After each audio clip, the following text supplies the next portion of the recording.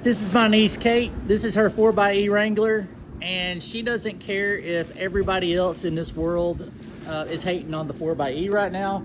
Kate just wants some halo headlights. So here we go. All right, we got some instructions and halo lights. What do you think? Ready to get them on? All right, here we go. Included in the box, you have instructions. You will have your RGB controller. Now these are completely plug and play. So this is going to connect to your factory harness. This is what connects your both lights to your RGB controller. And you have a hot wire, you have a ground. The yellow wire would be a traffic law connector, which allows you to either connect that to a DRL or to your high beams. We chose not to use that option, so there's a step here that recommends removing the fender, which we're not going to do. We're just basically giving this RGB controller power and using the accompanying app and controlling the light with Bluetooth. Some additional things that you are going to need: you will need a couple of wire connectors to make your connection to your power source. You're going to need a 10mm socket and ratchet. We used a 1/4 inch with a little extension. And a trim tool would help when you're removing the grill. Total time on this took about 30 to 45 minutes. Simple, very simple. All right, I also want to mention before starting that they do on the website say that if you have factory LED headlights, which we have installed here, as you can see, I'm pretty sure these are factory. These may be aftermarket, but since it does say Jeep right there on that, I would say now these are factory equipped. They said that these will not work, but we have installed these and they in fact do work, so just be mindful of that going forward. There is a note on there that says that factory equipped LED headlights will not work with this kit, so proceed at your own risk. All right, you're gonna have 1, 2, 3, 4, 5, 6 of these push-pull connectors. You can use the tool that's required or a flat screwdriver to lift this portion of it up and then just dig them out. But that is going to happen. So anyway, those pulled out, and then you should be loose enough to pull this at least out where you can get to the headlight. All right, with the 6 clips out, we're going to just start here at one corner, and you just kind of give her a good pull. Now with the winch installed here, this is going to get a little bit more complicated to release those clips because you've got tension here with these cables, but we should be able to at least get enough room here to try to wiggle that forward where we can at least clear the headlight, because that's all we're concerned with, is just being able to get to the bolts on the headlight and to let's get that secured in there. To release tension on the grill, start at one corner, give it a little tug, and go to the other side. And then across the middle, you're gonna have about 4 or 5 extra clips, which helps seat the bottom of the grill, and you'll have to kind of work those back.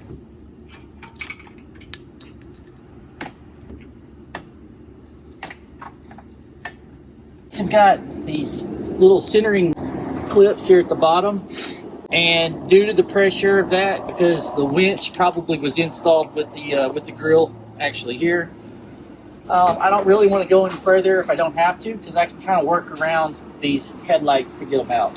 But at this point, it looks like it's going to be a couple of 10mm screws on each side, and those are going to just pop right out. Well, let's get a 10mm socket,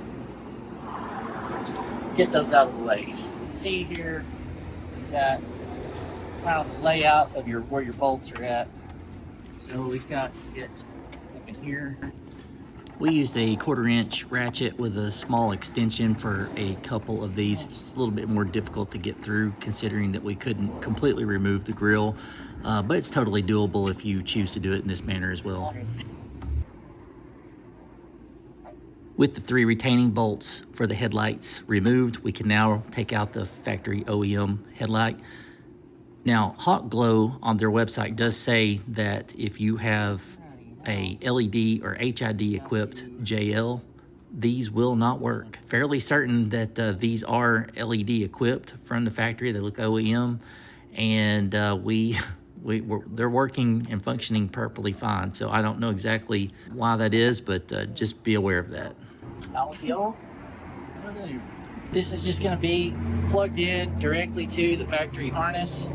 You go there, and this should connect to the other light, I imagine. And then we're going to be hooking up our power control for our color changing sequence here in the crystal surround.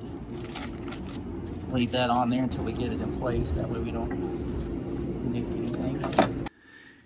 Of course, go ahead and leave your plastic on the front of your light just to keep it from getting any kind of scratching or anything as you're doing this. At this point, we're going to be passing all of our RGB wiring, and then we'll be making our electrical connection to the factory harness.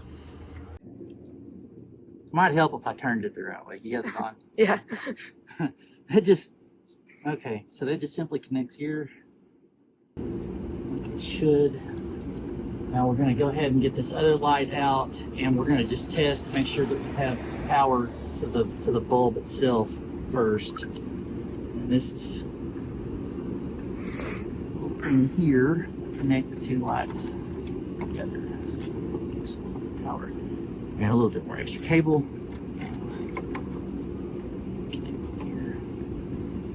And this is all going to route along probably the top here, and we'll go to the battery over here on the passenger side. Just to not have to fight it, start on this side. Your next thing is, you see this little hole here that is going to hang on that little tip right here, and then once we have that hung, we can put our bolt in with no problem, and then we'll work on that bottom one. We have the same thing down here at the bottom, so just make sure that little tip goes through your side. All right, there they are installed. Now you want to go ahead and pull that plastic off, since we won't be sweet. Got a little bit left. There we go. Get that one off, and then basically at this point we just have 3 wire connections to make, and we can make the color changing light do its thing. Now on to phase 2. We connect this RGB to the battery. All right, when we left off the other day, we had just installed the lights, got those in there, looking really good there. All right, so now you've got to wire up your controller to your battery. So you're gonna need one ground here. You're gonna need a hot wire directly to the battery. Found a suitable ground point here. The yellow light, if you want to be DOT compliant, or if you need that in some locations or whatnot, you would be hooking that wire up to the high beam, is what they said. Now, normally these things will come with the double-sided tape. For some reason, this one looked like the double-sided tape had already been pulled off once. What we're going to end up doing would be just to kind of use some zip ties or something, and I'll find a wiring harness kind of over out of the way where it doesn't get a lot of water in it, and we'll mount that up out of the way, and I will nub this off with a wire cutter and just put some black tape around it just to make sure. Okay, so real quick, before we do any of this wiring and hooking up, you want to remove the 7.5 amp fuse out of the fuse holder before you get that all installed. So we're going to set this ground up real quick, connect that, and then we will basically have power to our halos. So we are now connected. Just make sure that anything that you are tapping into, that is 100% secure. The worst thing that could ever happen would be if you're not making a good contact here. Just anything attached to the battery, you want to make sure you've got that solidly tight. Ground right there. And yeah, at this point, I guess let's put the fuse back in, and then we'll see if we can get Kate, since she's got the app. We'll turn these things on and see what they look like. All right, now refer back to your instructions. Hit your camera, download the QR code, and you will get RGB car lights, LED, or whatever it's called. But At any rate, once you have this installed, you can change the brightness of your halos. You can change the color to all these different versions. Now let's just check out real quick what it looks like. Now let's show her the finished product. Finally, the last thing you're going to do once you've got everything in there, you want to make sure that you are level with your headlights.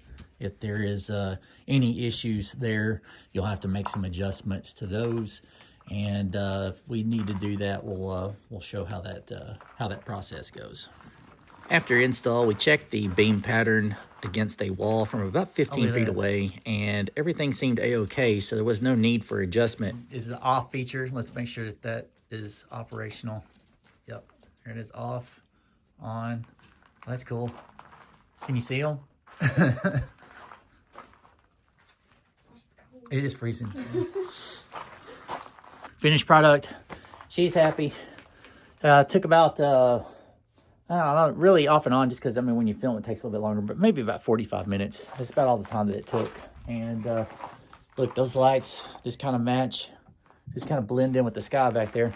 All right, one thing that we did not mention is, though, if they do get moisture in those lights, these are off-road lights that I sourced from these guys. It's the same thing. They have little vents right here on the back. Those headlights, it's the same thing. You would open that up, you let it dry. Once it's dry and it's gone, you just put the little weather cap back on and you're good to go. But if you do experience moisture, it's relatively easy to get rid of.